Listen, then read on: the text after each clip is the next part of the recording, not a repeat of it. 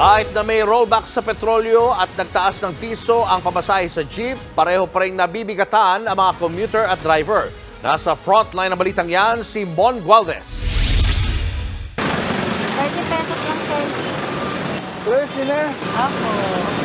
Yan ang paulit-ulit na paalala ng barker na si Jolaine sa bawat pasaherong sumasakay ng jeep sa Philcoa, Quezon City. Simula kasi kahapon, epektibo na ang pisong provisional increase sa pasahe sa mga jeep. Ibig sabihin, yung dating 12 pesos na base fare, naging 13 na sa mga traditional jeepney. 15 pesos naman na ngayon ang minimum na pasahe sa modern jeep. Kaya para hindi na raw mahirapan makipagdiskusyon, inuunahan na ni Jolaine ng mga pasahero. Pinapasabihan pa rin namin ngayon kasi yung iba hindi pa rin nila alam yung 13 May pesos. nakikipagtalo bang pasahero? Wala naman po. Pag yan, sinabi po namin na 13 pesos, nag-a-add na lang sila ng piso. Una nang sinabi ng LTFRB na pinagbigyan nila ang hirit na aumento sa pasahe dahil sa halos 3 buwan na walang prenong pagtaas ng presyo ng krudo. Bagay na kahit papano, nakatulong naman daw sa mga tsuper. Sukli daw po.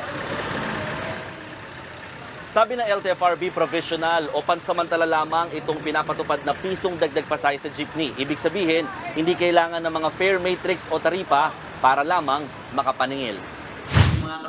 Pero ang ilang transport groups gaya ng Pasang Mazda, Acto at Altodap, ni-require pa rin ng mga miyembro nila na ipaskil ang decision order ng provisional increase ng LTFRB. May ilang pasahero daw kasi na umaalma sa dagdag piso dahil walang fare matrix na makita. Base naman sa pag-aaral ng University of the Philippines National Center for Transportation Studies, aabot ng hanggang 400 pasahero ang naisasakay ng isang traditional jeep kada araw. Hanggang 500 pasahero naman sa modern jeepney. Kaya kung susumahin, hanggang 400 piso lamang ang maaaring madagdag sa kita ngayon ng mga tsuper. Bagay na hindi pa rin daw sasapat, kaya hinihintay pa rin ng transport groups na aprubahan ng hirit nilang 5 pisong fare hike. Itong 400 piso na to ay hindi pa rin kami nakakapag-break even doon sa 11 taas ng petrolyo. Naiintindihan naman daw ng mga commuter ang pinagdaraanan ng mga tsuper. Pero ang construction worker na si Edmundo, umaapela sa pagtaas ng pamasahe. Hindi naman daw kasi tumataas ang sahod nila. Mula kasi sa Philcoa sa QC, 3 jeep ang sinasakyan niya para lang makapasok sa trabaho sa Marikina. Umaabot tuloy ng 144 pesos kada buwan ang madadagdag sa pamasahe niya dahil sa pisong fare hike, perang pambili na raw sana ng 3 kilong bigas. Ay mabigat yun, sir. Ay kwintahin mo hanggang 1 buwan. O, di ba malaki?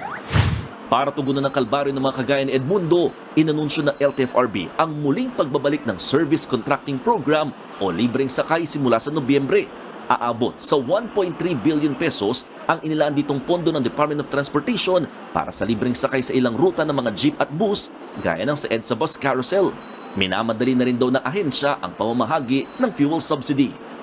Paumanhin po sa mabagal na kung minsan ay nadidelay po yung pag-release, pero sinisikap po namin na makumpleto po lahat ito hanggang sa pangalawang linggo po ng Oktubre. Nagbabalita mula sa Frontline, Mon Gualvez, News 5. Mga kapatid, Julius Babaw po. Huwag maging huli at maging una sa lahat ng balitaan. Para sa tuloy-tuloy na talakayan sa Frontline, mag-follow at mag-subscribe sa social media pages ng News 5.